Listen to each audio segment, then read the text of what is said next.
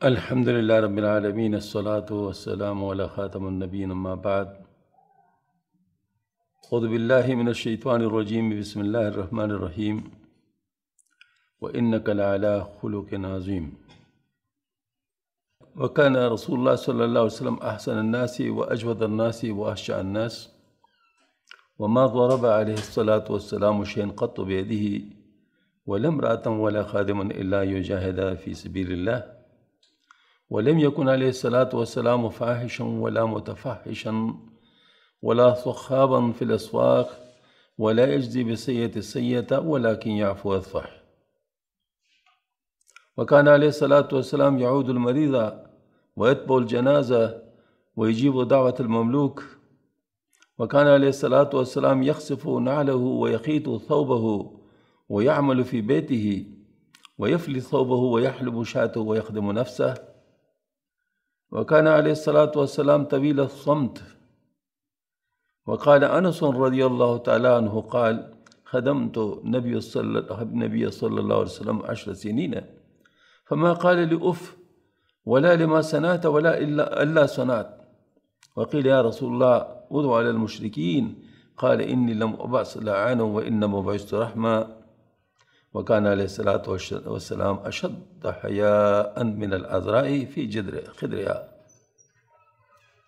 فإذا رأى شيئا يكره عرفناه في وجهه. صدق الله العلي العظيم وصدق رسول النبی الکریم. معزز خواتین و حضرات، اللہ جل شانہ نے ہمیں مفت میں بہت بڑا انعام عطا فرمایا ہے جس کی ہمیں قدر نہیں ہے.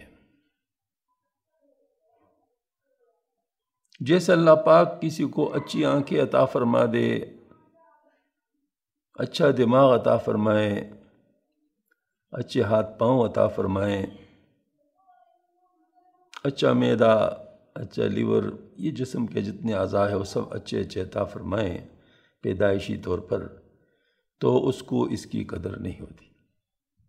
ہاں، جب کبھی اس کو کوئی مسئلہ ہوتا ہے، پریشانی ہوتی ہے، کوئی چیز اس میں بگڑ جاتی ہے، پھر اس کو پتہ چلتا ہے کہ یہ کتنی بڑی چیز تھی اور اس کے لیے کتنی باغ دوڑ کرنی پڑتی ہے، کتنی محنتیں کرنی پڑتی ہے، کتنا لوگوں کے سامنے جھکنا پڑتا ہے، فریادیں کرنی پڑتی ہے، پیسہ لگانا پڑتا ہے، پھر پتہ چلتا ہے کہ یہ چیز کتنی بڑی ہے. تو یہ ہمارے جسم سے تعلق ہے اس کا. تو جو روح سے تعلق ہے، جس کی آخرت کی زندگی کے ساتھ تعلق ہے، اس کے بارے میں ہم کیا کہہ سکتے ہیں. لیکن ہمارے ساتھ معاملہ ایسا ہی ہے کہ ہم اس کی بھی قدر نہیں کرتے. مثلا اللہ پاک نے ہمیں ایمان عطا فرمایا، الحمدللہ ثم الحمدللہ. بہت بڑی نعمت ہے. اتنی بڑی نعمت ہے کہ اگر ایک شخص کے پاس ایمان نہ ہو اور دنیا کی ساری خوبیاں اس میں ہو، یعنی اخلاق بھی اس کے اچھے ہوں، نرم دل بھی ہو، فیاض بھی ہو، لوگوں کی خدمت بھی کرتا ہو، جو کچھ بھی انسان خوبی سمجھتا ہے دنیا میں اچھائی کے لحاظ سے، وہ اس میں ہو، وہ اس کی دنیا میں کام آئے گی، آخرت میں کام نہیں آئے گی. یہ ہے ایمان کا بات. اور اگر ایمان اس کے پاس ہے، اس میں برائیاں ہی برائیاں ہیں، برائیاں ہی برائیاں ہیں، تو ان برائیوں کے بقدر اللہ جب چاہے گا تو اس کو سزا دے گا، اور پھر اس کے بعد وہ ایمان کی بدولت وہ ہمیشہ کے لیے جنت میں چلے جائے گا. یہ ہے ایمان کی بات. تو اب ایمان جو ہے اتنی عظیم چیز ہے. اچھا، وہ زندگی کیا ہے؟ وہ زندگی عام زندگی تو نہیں ہے، ہماری طرح ادھر کی زندگی تو نہیں ہے. اس کا تو 1 سیکنڈ کا بھی پتہ نہیں ہے کہ 1 سیکنڈ کے بعد کیا ہوگا ہمارے ساتھ، کچھ پتہ نہیں. لیکن وہ زندگی ایسی ہے کہ ایک دفعہ شروع ہو جائے پھر ختم نہیں ہوگی. وہ جن پہ تکلیف ہوگی وہ چاہیں گے کہ ختم ہو جائے، لیکن نہیں ختم ہوگی. تو یہ زندگی ختم ہو جائے گی، اس میں جتنی تکلیفیں ہیں وہ ختم ہو جائیں گی، یا جتنے مزے ہیں وہ ختم ہو جائیں گے. لیکن اس زندگی خدا نخواستہ اگر ایمان کے بغیر کوئی چلا گیا تو تکلیفیں کبھی ختم نہیں ہوں گی، اور اندازہ کر لے اینڈ نہیں ہے، اینڈ نہیں ہے۔ اور دوسری طرف یہ بات ہے کہ وہاں پر جب مزے شروع ہو جائیں گے، جنت میں کوئی چلا جائے گا تو مزے ختم نہیں ہوں گے، اور وہ مزے ایسے مزے نہیں ہیں، یہاں کے مزے تو صرف ایک نمونہ ہے، سمبولک۔ یہاں میں جس کو کیلا کہتا ہوں وہ اس کیلے کا سمبل ہے جو وہاں جنت میں ہے۔ جہاں میں جس کو انار کہتا ہوں نا، یہ اس انار کا سمبل ہے جس سے اس انار کا تعارف ہے۔ لیکن وہ انار کیسے ہوگا، وہ کیلا کیسے ہوگا، وہ ظاہر ماشاء اللہ پھول کیسے ہوں گے، وہ پانی کیسا ہوگا، وہ دودھ کیسا ہوگا، وہ شہد کیسا ہوگا، انسان تصور بھی نہیں کر سکتا۔ دیکھیں سب سے بڑی بات یہاں ہم کہتے ہیں بھائی جب مکان بناؤ نا تو سب سے پہلے پڑوسیوں کا پتہ کر لو کون ہے۔ ہاں جی، کیوں؟ وجہ کیا ہے؟ پڑوسیوں کے ساتھ رہنا ہوتا ہے۔ اگر پڑوسی اچھے نہ ہو تو زندگی اجیرن ہو جاتی ہے۔ وہ ایک دفعہ ایسا ہوا، یہ یورپ کی بات ہے، کوئی اوپر رہتا تھا، مطلب چھتیں بھی چھوٹی ہوتی ہیں، وہ ظاہر یعنی وہ پلازے ہوتے ہیں، تو وہ جو ہے نا مطلب یہ جب آتا تھا آفس سے تو وہ جوتے جو ہے نا پٹاخ لیتا، مطلب اس طرح زمین کے اوپر، پھر اس کے بعد دوسرے جوتا پٹاخ لیتا، تو نیچے جو ہے نا وہ جو پریشان ہو رہا تھا۔ تو ایک دن ایسے ہوا کہ اس کو خیال آیا کہ میں اس میں یہ غلط بات کر رہا ہوں، مطلب جوتے میں اس طرح پٹا کیوں، آرام سے رکھ سکتا ہوں، نیچے والوں کو تکلیف ہوگی۔ تو اس نے ایک جوتا تو پٹک دیا، دوسرا جوتا آرام سے رکھ دیا، پھر یہ بیٹھ گیا کام شام کرنے لگا۔ کافی دیر کے بعد ایک شخص آیا، اس نے ناکنگ کی، اس نے آواز دی، نے کہا جی کیا کہتے ہیں، وہ دوسرا جوتا آپ کب پٹکیں گے؟ مجھے نیند نہیں آ رہی۔ مطلب یہ ہے کہ اب اس کا مجھے انتظار ہے کہ پٹکیں گے تو پھر اس کے بعد ہی میں مطمئن ہوں گا۔ تو یہ پڑوس ہے۔ اب دیکھو نا، دائیں بائیں آگے پیچھے اوپر نیچے سب پڑوس ہے، مطلب کسی جگہ پہ اگر تو ایسی صورت میں آپ کا پڑوسی اگر تنگ کرنے والا ہوگا تو آپ کیسے رہیں گے؟ پریشان کن۔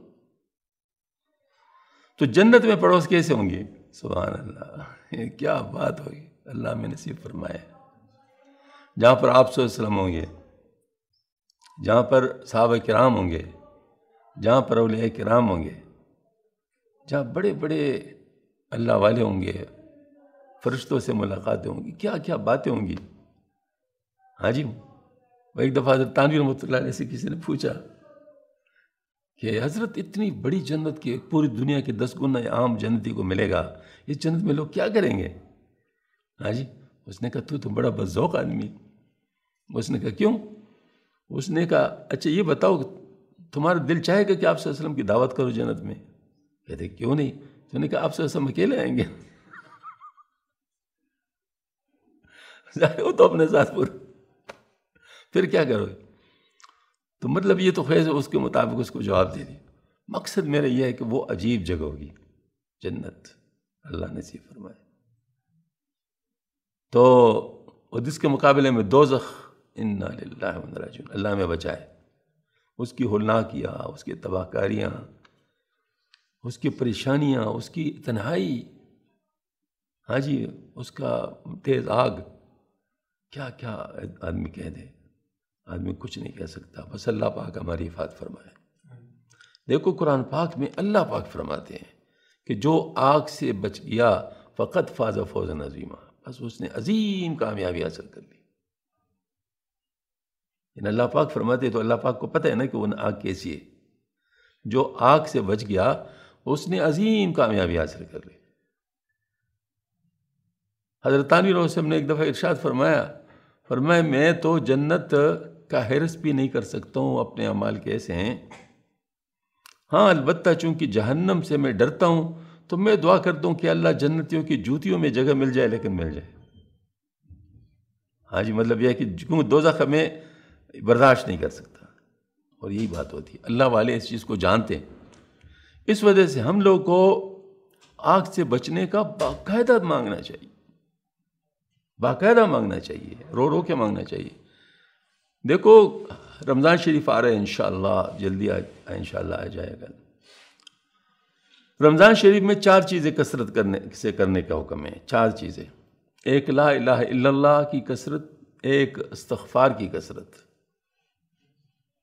اور ایک جنت کو زیادہ مانگنا، اور ایک دوزخ سے زیادہ پناہ مانگنا۔ یہ 4 چیزیں جو ہے نا جس کی کثرت کا حکم ہے رمضان شریف میں۔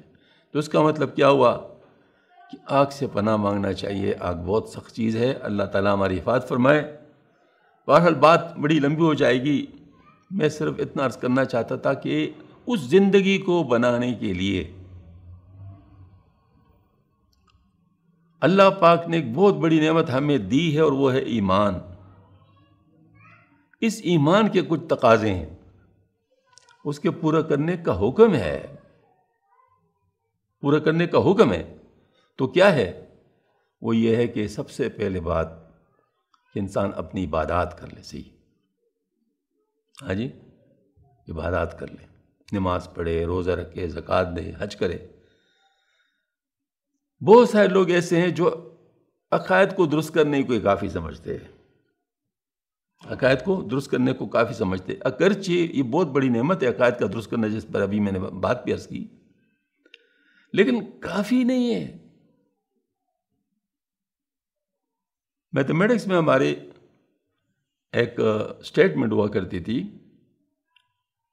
کہ necessary condition but not sufficient condition, مطلب ضروری ہے ایمان لیکن سفیشینٹ نہیں ہے جنت میں جانے کے لیے۔ اس کے لیے ہمیں اعمال بھی کرنے پڑیں گے۔ اللہ پاک نے قرآن پاک میں ایک مختصر ترین صورت میں اس چیز کو واضح فرمایا ہے، اور وہ کیا ہے؟ اعوذ باللہ من الشیطان الرجیم، بسم اللہ الرحمن الرحیم، والعصر ان الانسان لفی خسر الا الذین آمنوا وعملوا الصالحات وتواصوا بالحق وتواصوا بالصبر۔ 4 چیزوں کا فرمایا ہے۔ فرمایا زمانے کی قسم انسان خسارے میں ہے، زمانے کی قسم انسان خسارے میں ہے۔ اس خسارے سے بچنے والے کون لوگ ہیں؟ جن میں 4 صفات ہوں گی۔ ایک ایمان لا چکے ہوں گے، ایک نیک اعمال کر چکے ہوں گے، ایک مطلب جو ہے نا وہ حق کی تلقین کرنے والے ہوں گے، اور صبر کی تلقین کرنے والے۔ یہ بات ہے۔ تو اس کا مطلب یہ ہوا کہ ہم لوگ کو ان 4 چیزوں کی بھی مطلب ان 4 چیزوں کا خیال رکھنا پڑے گا۔ تو اعمال صالحہ جو ہے نا وہ کیا ہے؟ وہ میں نے عرض کیا سب سے پہلے تو عبادات ہے۔ تو جو لوگ سمجھتے صرف ایمان کافی ہے، وہ آدھے صحیح ہیں، پورے صحیح نہیں ہیں، آدھے صحیح ہیں۔ ایمان یقیناً بہت ضروری ہے، لیکن اعمال کرنا ضروری ہے۔ اور وہ کیا ہے؟ عبادات۔ تو کچھ لوگ ایسے ہیں جو عبادات کو بھی دین کا حصہ سمجھتے ہیں، مطلب عبادات بھی کرتے ہیں، نماز پڑھتے ہیں، روزہ رکھتے ہیں، زکوٰۃ دے ہیں، حج کر لیتے ہیں۔ اگر یہ 4 چیزیں کوئی کرنے والا ہو، ہاتھ میں تسبیح بھی ہو، تو پھر تو پکا بزرگ ہو گیا، پھر اس کے بعد اس کو کچھ کرنے کی ضرورت نہیں ہوتی۔ نہیں، ایسی بات نہیں ہے، ابھی اور چیز ہے۔ دیکھیں میں آپ سے عرض کرتا ہوں، میتھمیٹکس میں پلس اور مائنس دونوں امپارٹنٹ ہیں۔ اگر آپ کو کوئی چیز پلس دے رہی ہے، تو اگر اس کے ساتھ مائنس بھی ہے اور آپ اس کو جمع کر رہے ہیں، تو مائنس پلس کو کہا رہا ہوتا ہے، یعنی +20 کے ساتھ اگر -20 جمع کر لو تو جواب کیا آئے گا؟ 0 آئے گا۔ اور -40 جمع کر لو پھر کیا آئے گا؟ -20 بن جائے گا۔ ہاں جی، اس وجہ سے اللہ پاک نے قرآن میں ایک قاعدہ بتا دیا، فَأَمَّا مَنْ ثَقُلَتْ مَوَازِينُهُ فَهُوَ فِي عِيشَةٍ رَاضِيَةٍ وَأَمَّا مَنْ خَفَّتْ مَوَازِينُهُ فَأُمُّهُ هَاوِيَةٌ۔ جس کا نیکیوں کا پلڑا بھاری ہو گیا، یعنی مثبت اس کا بھاری ہو گیا منفی سے، تو کیا ہو گیا؟ وہ تو جنت جائے گا، ماشاءاللہ عیش میں رہے گا۔ اور جس کا منفی پلڑا بھاری ہو گیا، یعنی گناہوں کا پلڑا بھاری ہو گیا ثواب کے کاموں سے، تو وہ اس کے ٹھکانے جہنم ہے، اس کا ٹھکانے جہنم ہے۔ تو اس کا مطلب ہے کہ ہمیں دونوں پہ وہ کرنا پڑے۔ اب عبادات آپ نے کر لی، لیکن معاملات آپ کے صحیح نہیں ہیں، پھر کیا ہوگا؟ لوگ حق وصول کرنے آئیں گے۔ حدیث شریف میں آتا ہے، سبحان اللہ، حدیث شریف میں آتا ہے، پوچھا صحابہ کرام سے آپ صلی اللہ علیہ وسلم نے کہ مفلس کون ہے؟ تو صحابہ کرام نے وہی عام جواب دے دیا کہ جس کے پاس مال نہ ہو۔ فرمایا اصل مفلس وہ ہے جو قیامت کے دن پہاڑوں جتنی نیکیاں لے آئے ہوا، لیکن لوگوں کے ان کے اوپر حقوق باقی رہ گئے ہوں گے۔ پھر کیا ہوگا؟ حقوق کا مطالبہ کرنے والے آئیں گے، ہر ایک اپنا حق وصول کرنے آئیں گے۔ چھوڑے گا تو کوئی نہیں، وہاں تو ہر ایک چیز، ہر ایک محتاج ہے، چھوڑے گا تو کوئی نہیں۔ ہر ایک جس کا ذرا بھر بھی حق ہوگا تو وہ وصول کرے گا، اور اللہ پاک بھی انصاف کرے گا۔ تو پھر کیا ہوگا؟ اللہ تعالیٰ حکم دے گا کہ ان کے حقوں کے برابر ان کو ان کی نیکیاں دو، اسے نیکی اٹھا کے اس کو دی جائیں گی، حتیٰ کہ اس کی ساری نیکیاں ختم ہو جائیں گی، لیکن لوگ کے حق ابھی ختم نہیں ہو چکے ہوں گے۔ پھر طریقہ کیا ہوگا؟ وہی منفی والی بات کہ لوگ کے گناہ اٹھا کے ان کے کھاتے میں رکھ دیے جائیں گے اس کے وقت۔ پھر ایسا ہوگا کہ آپ صلی اللہ علیہ وسلم نے فرمایا افسوس، وہ لائے تو ہوگا پہاڑوں جتنے نیکیاں، لیکن وہ دوسروں کے گناہوں کی پاداش میں جہنم چلے جائے گا۔ گناہ دوسروں نے کیے ہوں گے، لیکن چونکہ اس پر ان کا حق ہوگا ان کا، تو لہٰذا وہ ان کے گناہوں کے پاداش میں وہ چلا جائے گا، مطلب جہنم چلا جائے گا۔ اب یہ خطرناک بات ہے، لہٰذا معاملات بڑے صاف رکھنے چاہیے، بڑے صاف رکھنے چاہیے۔ آپ صلی اللہ علیہ وسلم نے بالکل آخری وقتوں میں اعلان کر دیا کہ اگر مجھ پر کسی کا حق ہے، میں نے کسی کو تکلیف دی ہو، کوئی مسئلہ ہو، وہ آئے اور مجھ سے بدلہ لے، میں وہاں وہ آخرت کا وہ نہیں برداشت، اس کا مطلب جو ہے نا وہ آپ صلی اللہ علیہ وسلم فرما رہے۔ اب صحابہ کرام تو کٹ گئے، انہوں نے کہا یا رسول اللہ کیسے ہو سکتا ہے یہ؟ آپ نے تو ہمیں خیر ہی خیر عطا فرمائے، آپ سے کب ہمیں نقصان ہوگا؟ صحابہ نے پھر بھی آپ لوگ سوچ لیں، جن کا جو حق ہے وہ مجھ سے یہاں لے لیا، آپ پر معاف کر لیں۔ تو ایک صحابی اٹھے گا یا رسول اللہ ایک وقت میں میرے قمیص نہیں پہنی ہوئی تھی، آپ نے میرے کمر پہ ایک چپت لگائی تھی، اس کا بدلہ میں لینا چاہتا۔ آپ صحابہ کرام رونے لگے، انہوں نے کہا یہ کیا کر رہے ہو، یہ کیا کر رہے ہو، آپ ہم سے بدلہ لے لو۔ آپ سے فرمایا ان کو کہنے دو، ان کا حق ہے۔ تو انہوں نے کہا آ کے بدلہ لے لو، تو انہوں نے کہا یا رسول اللہ اس وقت میری قمیص نہیں تھی، میں نے قمیص نہیں پہنی ہوئی۔ تو آپ سے ہم نے اپنی قمیص مبارک اتار دی۔ جب قمیص مبارک اتار دی تو وہ صحابی آ گیا اور انہوں نے مہر نبوت کو چومنا شروع کیا۔ انہوں نے کہا یا رسول اللہ میں تو اس کے لیے کر رہا تھا، میرے دل میں تو یہ خواہش تھی، میں اس کے لیے تو نہیں کر رہا تھا کہ آپ سے میں بدلہ لوں گا۔ عجیب عجیب محبتیں ہوئے ہیں دنیا میں، عجیب عجیب محبت ہے۔ ایک دفعہ آپ صلی اللہ علیہ وسلم نے سینگنیوں سے خون نکالا، سینگنیوں کے ذریعے سے، تو ایک صحابی کہتے جا کر اس کو دبا دو زمین میں، اس نے جا کر پی لیا۔ آ کر آپ صلی اللہ علیہ وسلم نے پوچھا کہ پی لیا؟ نہیں دبا لیا۔ انہوں نے کہا جی نہیں، بتاؤ کیسے کیا کیا؟ کہا وہ تو میں پی چکا ہوں۔ ڈرتے ڈرتے کہا وہ تو میں پی چکا ہوں۔ آپ سے ہم نے فرمایا کہ جس کے جسم میں میرے جسم کا کوئی وہ چیز چلی گئی تو اس پہ جہنم حرام ہے، کیونکہ آپ سے ہم تو مکمل پاک تھے۔ تو اس کا مطلب یہ ہوا کہ وہاں محبتیں بڑی عجیب عجیب تھی، لیکن جو چیز یہاں سے مل رہی ہے ہمیں، وہ کیا مل رہی ہے کہ آپ صلی اللہ علیہ وسلم نے اپنے آپ کو پیش کر دیا، آپ سے ہم نے اس کو پوسٹ پون نہیں کیا، لوگوں کے وعدوں پہ بھی نہیں کہا، بلکہ فرمایا بدلہ لے لو۔ تو اس کا مطلب ہے کہ ہم لوگوں کو بھی کرنا چاہیے، اول تو کوئی کام ایسا نہیں کرنا کہ ہمارے پر کسی کا حق ٹھہر جائے، حقوق ادا کرتے رہنا چاہیے، ادا کرتے رہنا چاہیے، ادا کرتے رہنا چاہیے۔ لیکن اگر کچھ کمی بیشی ہو جائے تو معافی تلافی ادھر ہی ہونی چاہیے، ادلا بدلہ ادھر پورا ہونا چاہیے۔ وہاں پہ نہیں چھوڑنا چاہیے، یہ بہت خطرناک بات ہے۔ تو ہمارے جو معاملات ہے اس کے اوپر باقاعدہ ماشاء اللہ یعنی ہماری کتابیں بہت وضاحت کے ساتھ یعنی اس میں موجود ہے یہ ساری چیزیں۔ بشتی زیوری کو لے لو، اس میں معاملات کا پورا بڑا چیپٹر ہے، خواتین کے لیے لکھا گیا ہے، لیکن مرد بھی اس کو پڑھ سکتے ہیں۔ تو اس کا یہ کہ آپس میں لین دین کیا ہے، مثلا کوئی ڈیلنگ، آپ کوئی مکان کرایہ پر دے رہے ہیں، یہ معاملے کی بات ہے۔ حتیٰ نکاح جو ہے یہ بھی معاملے کی بات ہے۔ اس طرح آپ کوئی سودا خرید رہے ہیں، یہ معاملے کی بات ہے۔ عرس میں سب سے بڑا اصول کیا ہے؟ ابہام نہ ہونا، کلیئرٹی، ٹرانسپیرنسی، یہ چیزیں اس میں ضروری ہے کسی بھی معاملے میں۔ کیوں؟ وجہ کہ لڑائی جھگڑا اسی سے ہوتا ہے کہ کوئی چیز کے دو معنی ہوں۔ تو اب جو لڑائی کی ہوگی تو ہر ایک کو جو معنی سوٹ کرے گا وہی لے گا، اس کو لڑائی ہوگی۔ پھر میں اس کی مثال دیتا ہوں۔ معاملات کے باب میں لکھا ہوا ہے کہ اگر آپ کسی جگہ جا رہے ہیں کسی گاڑی میں اور آپ اس سے طے کرے پہلے کہ کتنے پہ، یعنی اس کا یا تو مقرر ٹکٹ ہوتا ہے نا، جیسے آپ لاہور جا رہے ہیں ڈائیو میں تو اس کا ایک مقرر ٹکٹ ہے، اس میں کہنے سننے کی کوئی ضرورت نہیں ہوتی۔ ریل میں جاتے وہ بھی یہی بات ہے، جہاز میں جاتے وہ بھی یہی بات ہوتی ہے۔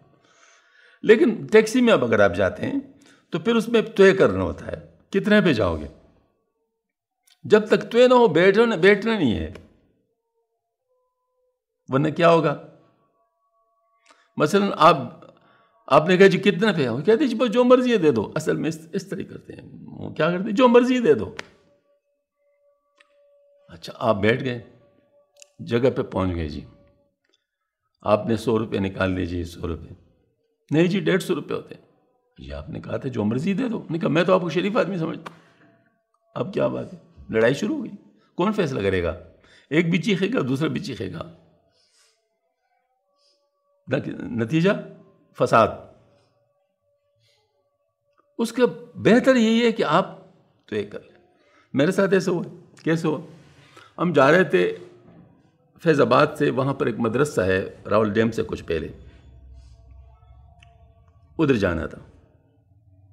ٹیکسی والے سے بات کی، کتنے پیسے لوگے جی؟ اس نے کہا 30 روپے۔ بہت پرانی بات ہے۔ میں نے کہا جی 20 روپے۔ کہتے نہیں۔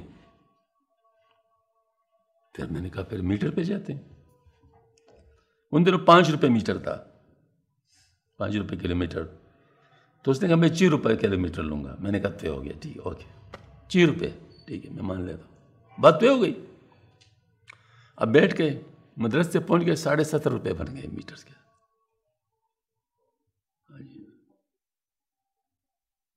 70.5 روپے بن گئے۔ اس نے کہا جی 20 روپے آپ دیں۔ میں نے کہا کیوں دے دوں آپ کو 20 روپے؟ کہتے آپ نے خود کہا تھا۔ میں نے کہا وہ تو میں نے جب کہا تھا آپ نے مانا نہیں تھا، اگر آپ مان لیتے میں نے دینا تھا۔ اب جو آپ نے مانا ہے وہی آپ کو دوں گا، جو آپ نے مانا ہے وہی آپ کو دوں گا۔ تو اس نے کہا پھر نہ دے۔ میں نے کہا آپ کی مہربانی، ٹھیک ہے، آپ بڑے سخی آدمی۔ مجھے پتہ تھا کہ بعد میں آئے گا۔ میں نے کہا اچھا میں فلاں دیوار کے ساتھ مسجد میں ادھر کر بیٹھوں گا، اگر آپ نے لینا ہے 70.5 روپے تو ادھر آ جائیں۔ خیر یہی میں دیکھ رہا تھا کہ تقریباً 15-20 منٹ کے بعد آ گیا، کہتے اچھا دے دو۔ میں نے نکال کے اس کو دے دی۔ اگر ہم نے طے نہیں کیے ہوتے تو یہ لڑائی ختم نہیں ہونی تھی۔ تو اس کا مطلب ہے کہ یہ معاملے کی باتیں ہیں، واضح، قولوا قولا سدیدا،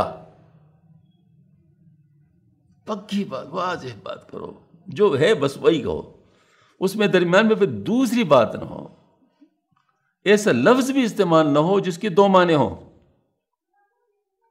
آپ حضرات جانتے ہیں یہ لا میں جو مطلب یہ چیزیں لکھی جاتی ہیں اسٹمپ پیپر پہ، اس میں وکیلوں سے جو مشورہ ہوتا ہے وہ یہی ہوتا ہے کہ ان کو پتہ ہوتا ہے کہ بعد میں کس کس چیز سے مسئلہ ہوتا ہے، تو ان کو پتہ ہوتا ہے کہ یہ لفظ نہیں لکھنا، یہ لکھنا ہے، یہ لکھنا ہے، یہ لکھنا ہے، اس طریقے سے مطلب جناب الفاظ.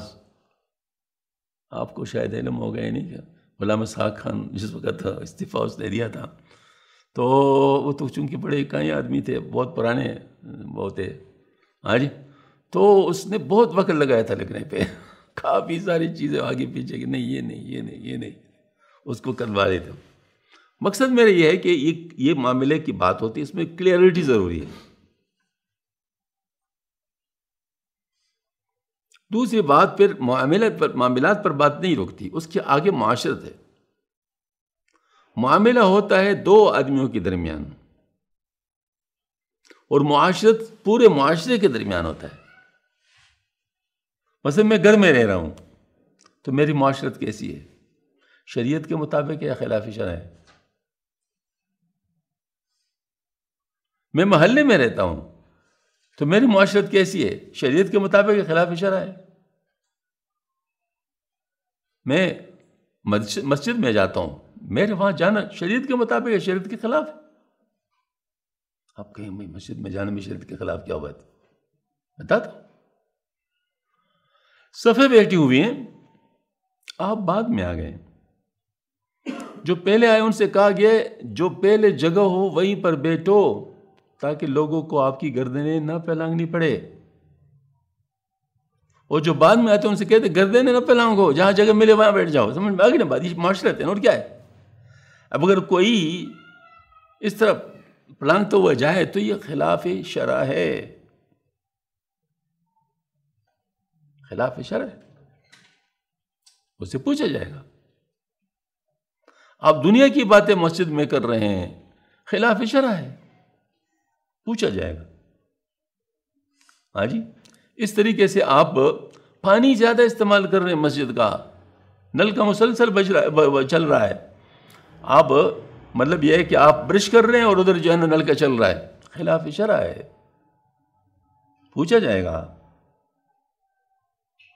اب ان باتوں کا مجھے بتاؤ کون بتاتا ہے؟ یہ چیزیں کم از کم لوگوں نے دین سے نکالے ہوئے ہیں کہ یہ دین میں نہیں ہے. انہیں اس کے بارے میں پوچھا جائے گا؟ نہیں پوچھا جائے گا، پوچھا جائے گا. مسجد کی چیز کو بلا اجازت استعمال کرنا، یعنی جو اسپیسیفک پرپسز کے لیے، اس کی بات کر رہا ہوں.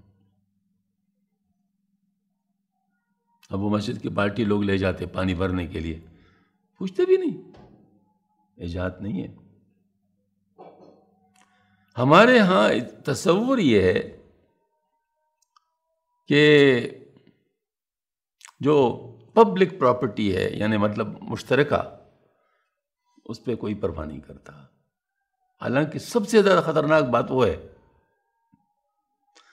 ایک آدمی کی پراپرٹی کا تو آسان حل ہے کہ آپ اس سے معافی مانگ لیں گے. اگر وہ معافی دے دیا یا آپ نے اس کو عوض دے دیا، معاملہ ختم ہو جائے گا. لیکن جتنے لوگ ہیں اس کے ساتھ کیا کرو گے؟ معاملہ خطرناک ہے. پھر ایک دفعہ مال غنیمت تقسیم ہو رہا تھا،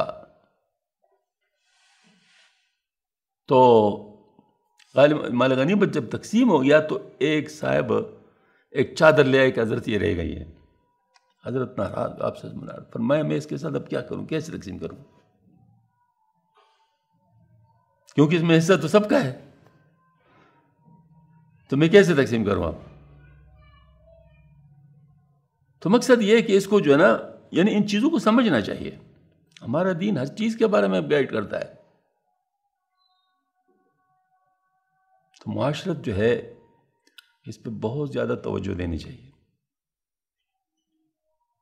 یہ صفائی ستھرائی جو ہے، فرماتے ہیں اپنے گھروں کے باہر والے جو جگہ ہے اس کو یہودیوں کی طرح گندا نہ رکھو.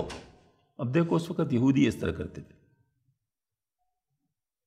مثال یہودیوں کے لیے. اب دیکھیں ہمارے نالیوں میں شاپر کون ڈالتے ہیں؟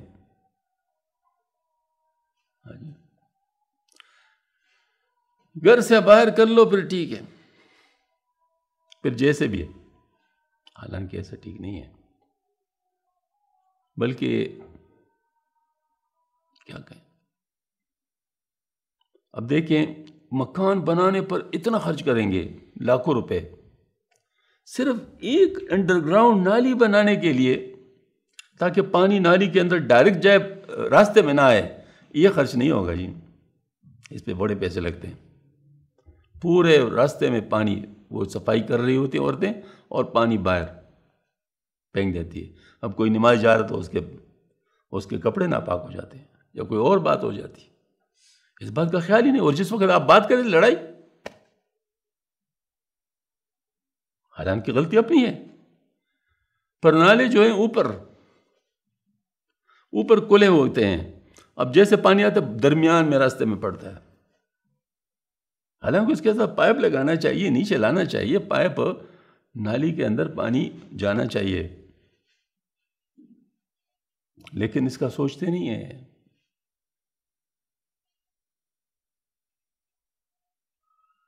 یہاں پر ایک نالی، ایک اس طرح پائپ اوپر سے تھا تو نمازیوں کے کپڑے خراب ہو رہے تھے، میرے پاس پائپ پڑا ہوا تھا تو میں نے ساتھی سے کہا، میں نے کہا یہ پائپ ادھر فٹ کر لو، اس کے ساتھ لگا دو کیونکہ لوگوں کے کپڑے خراب ہو رہے ہیں۔ اس پر مجھ سے لڑائی کی، آپ نے کیوں پائپ لگا دیا؟ نہ خود لگا رہا تھا نہ دوسرے کو لگانے دے رہے۔ اب بتاؤ مطلب کیا ہے اس کا؟ کیا مطلب ہے؟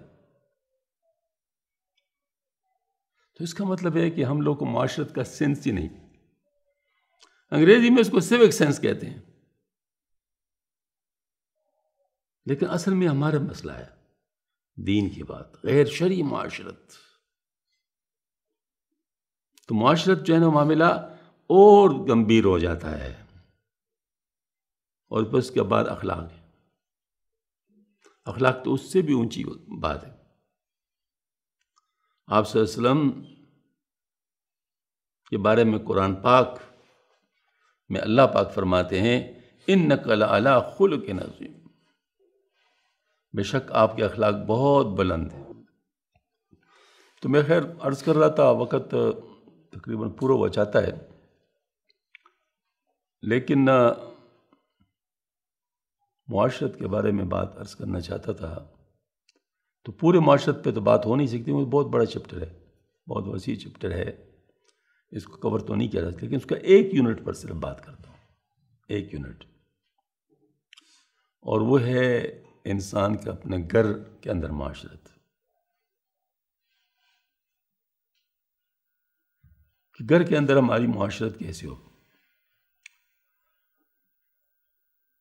ایک اس میں اللہ جل شانہ کی پسند ہے اور ایک اس میں شیطان کی پسند ہے۔ اللہ کے پسند یہ ہے کہ میاں بیوی کے اندر آپس میں محبت اور محبت ہو،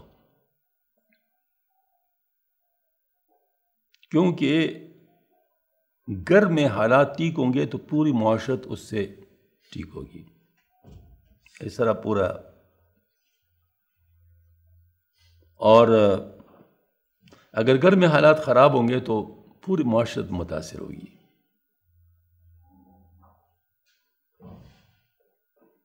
وہ کہتے ہیں نا، ہم ویسے محاورے میں بھی کہتے ہیں، کوئی آدمی غصہ ہوتے کہ کیا بیوی سے لڑ کے آ رہے ہو، مطلب وہ کہتے ہیں اس طرح۔ تو اس کا مطلب ہے کہ یعنی گھر کے حالات خراب ہوتے تو آفس کے حالات بھی خراب ہوں گے، اس کے گاڑی بھی چلا رہے ہوں گے تو ایکسیڈنٹ بھی ہو سکتے ہیں، اس سے ٹینشن ہوگا نا، ظاہر ہے، مطلب مسائل تو ہوں گے۔ سودا سل بھی کریں گے تو اس میں بھی انڈر ٹینشن ہوگا سارا کچھ معاملہ۔ تو یہ گھر میں سکون ہوگا تو باہر بھی سکون ہوگا، باہر بھی کنٹریبیوشن ٹھیک ہوگا۔ شیطان چونکہ اس چیز کو جانتا ہے، لہٰذا اس کی پوری کوشش یہ ہوتی ہے کہ میاں بیوی کے درمیان کوئی فساد ڈالے، کوئی نفرت ڈالے، کوئی مصیبت ڈالے، ان میں آپس میں کوئی لڑائی کروا دے۔ چونکہ بچوں کی تربیت ڈائریکٹ ان پر منحصر ہے، جب وہ لڑتے ہوئے دیکھیں گے تو بچے بھی متاثر ہوں گے، تو ظاہر ہے ان میں بھی وہ چیزیں جائیں گی۔ تو کم از کم یہ معاملہ یہاں تک تو چلا گیا، پھر ان سے پھر اور متاثر ہوں گے، تو وہ اس کو پتہ ہوتا ہے، تو لہٰذا اس کی پوری کوشش ہوتی ہے کہ میاں بیوی کے درمیان سیٹلمنٹ کا بھی نہیں ہو۔ دوسری طرف اللہ پاک کی خواہش ہوتی ہے کہ محبت بہت زیادہ ہو، حتیٰ کہ وہ میاں اگر محبت کی وجہ سے اپنے بیوی کے منہ میں لقمہ بھی دے رہے ہو تو اس سے بھی اللہ پاک اس سے پیار فرماتے ہیں. مطلب یہ ہے بالکل، اس پر بھی اس کو اجر ملتا ہے. تو اب یہ ہے کہ یہ ساری باتیں جو ہیں وہ ہیں ہمیں ماننی چاہیے. نکاح یہ سنت رسول صلی اللہ علیہ وسلم میں، النکاح و سنتی، نکاح میرے سنت ہے، اور جو سے اعراض کرتے ہیں وہ سے نہیں ہے. دوسری بات، طلاق جو ہے اللہ نہ کرے نہ کرے، یہ جائز ہے، ناجائز نہیں ہے، لیکن جائز چیزوں میں اللہ پاک کا ناپسندیدہ چیزوں میں سے ہے. اللہ پاک کو پسند نہیں ہے. مجبوری میں دی جا سکتی ہے، لیکن دینا بھی صحیح طریقے سے ہو، اور ایوائڈ کیا جا سکتا ہو ایوائڈ کرنا چاہیے. اس وجہ سے اس کا پورا پروسیس جو ہے طلاق کا ایسا رکھا ہے کہ اس میں اس کو ایوائڈ کرنے کے چانسز بڑھ جائیں. طلاق رجعی جس کو ہم کہتے ہیں، تاکہ سوچیں، وقت اس میں گزرے، ٹائم، کیوں غصہ کا اپنا ایک لمیٹڈ ٹائم ہوتا ہے، جب وہ گزر جاتا ہے تو پھر وہ چیز ختم ہو جاتی ہے.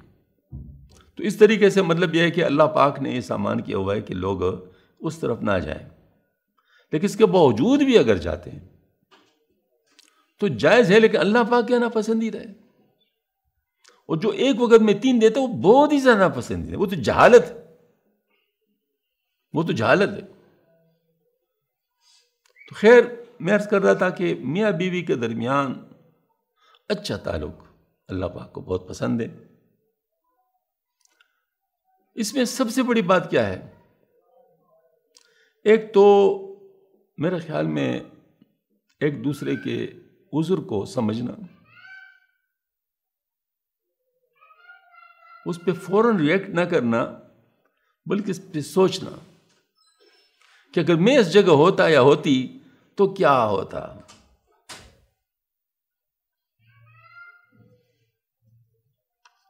مطلب یہ ہے کہ بعض دفعہ ایسا ہوتا ہے نا کہ انسان کو ایک چیز برا نظر آتا ہے، لیکن اگر وہی کام اس کے ساتھ پھر ہو. میں آپ کو بالکل مثال دیتا ہوں. یہ گاڑیاں لوگ گھروں کے سامنے کھڑی کرتے ہیں، بری حرکت ہے. اب جو دوسروں کے گھروں کے سامنے کھڑی کرتے، اگر یہ اس کے گھر کے سامنے کوئی کھڑی کر دے تو اس کو اچھا لگے برا لگے؟ بہت چیخے گا اس پر. تو اس کا مطلب جب آپ چیختے ہیں تو دوسرے کا بھی خیال لگے نا، مطلب اس کا مطلب دوسرے کا بھی اس طرح ہے. تو اس طرح مطلب یہ ہے کہ اگر میں اس جگہ ہوتا یا ہوتی تو پھر کیا ہوتا؟ کیا اس کو میں اس طرح کرتا یا اس میں کچھ چینجز ہوتی؟ تو یہ ایک ماشاءاللہ ریزنیبل کویسچن آنسر ہے جو ذہن میں ہونا چاہیے، جس سے مسائل حل ہونے کی امید ہے.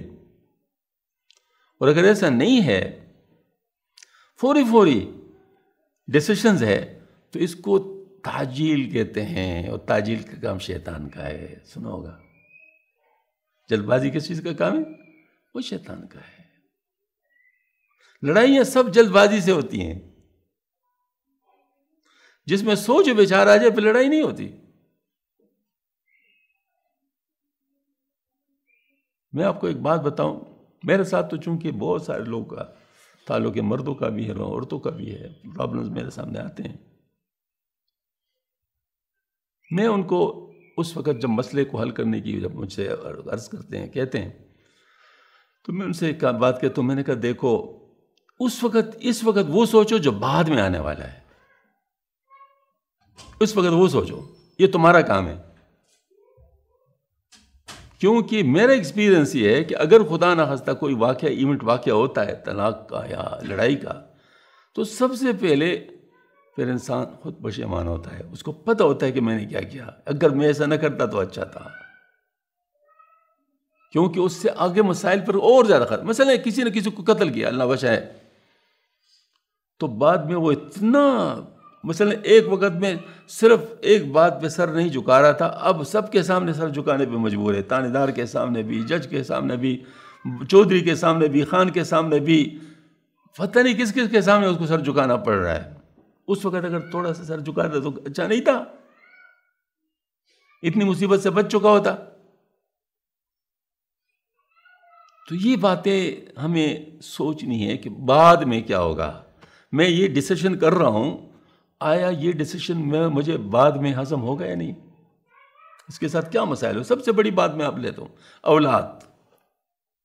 اولاد دونوں کی ہوتی ہے، اور دونوں کی ان کے ساتھ افیلیشن ہوتی ہے۔ اب مجھے بتاؤ اولاد کا مسئلہ کیا ہوتا ہے؟ پھر اولاد جب پریشان ہوتے ہیں تو کیا دونوں خوش ہوں گے؟ دونوں پریشان ہوں گے، لیکن حل دونوں کے پاس نہیں ہوگا۔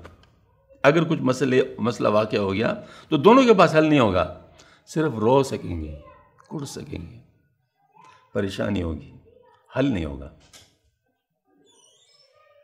اس وجہ سے جب حل موجود ہو اس وقت سوچو کہ کیا میں کر سکتا ہوں، کتنا چھوڑ سکتا ہوں، کتنا برداشت کر سکتا ہوں، کتنا ایڈجسٹ کر سکتا ہوں۔ یہ ساری باتیں ہمیں سوچنی ہے تو ہماری معاشرت انشاءاللہ گھر کے حد تک اچھی ہو جائے گی، جو ہمارے بس میں۔ باہر کا معاشرت تو ہمارے بس میں نہیں ہے نا، وہ تو بہت سارے لوگ ہیں۔ اب دکاندار کو میں کیسے سیدھا کروں گا؟ وہ تو میری خواہش ہے، لیکن اس کے لیے بڑا لمبا پروسیس ہے۔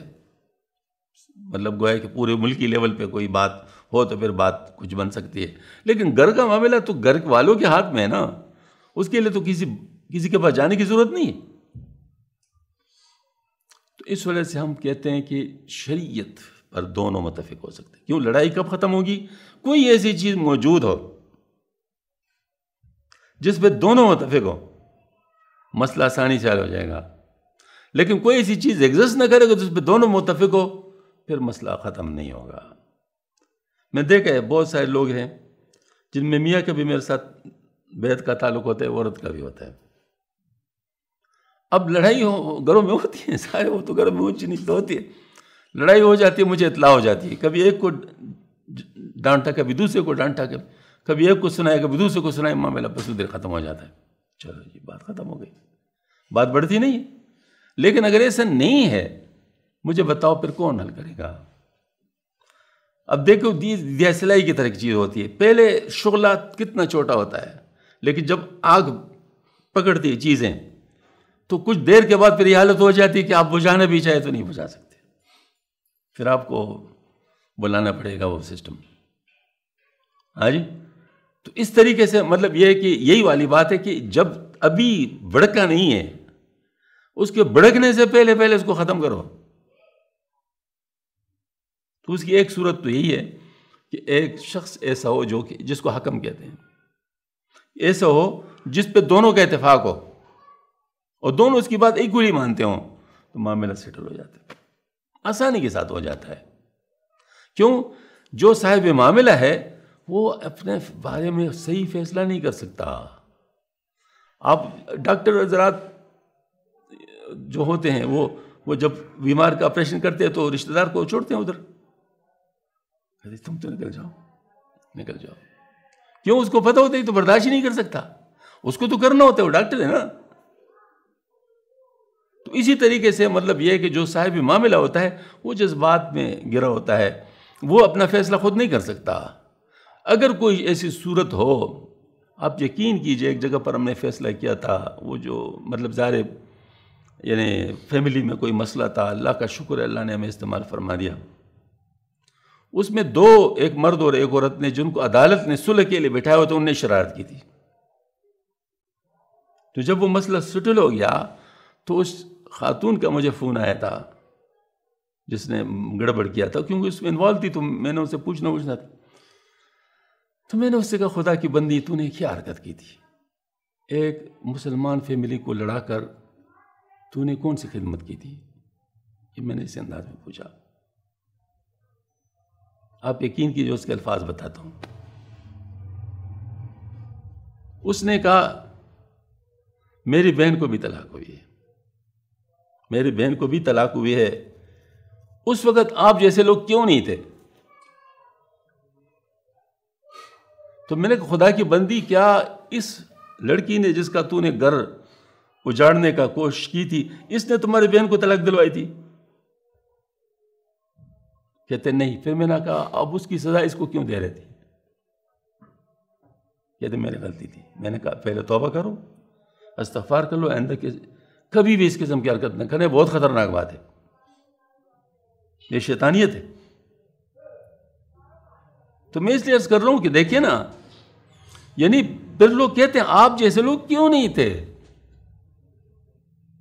بعد میں افسوس ہوتا ہے، کہتے ہیں آپ جیسے لوگ کیوں نہیں تھے. اس نے بالکل اس طرح مجھے کہا تھا.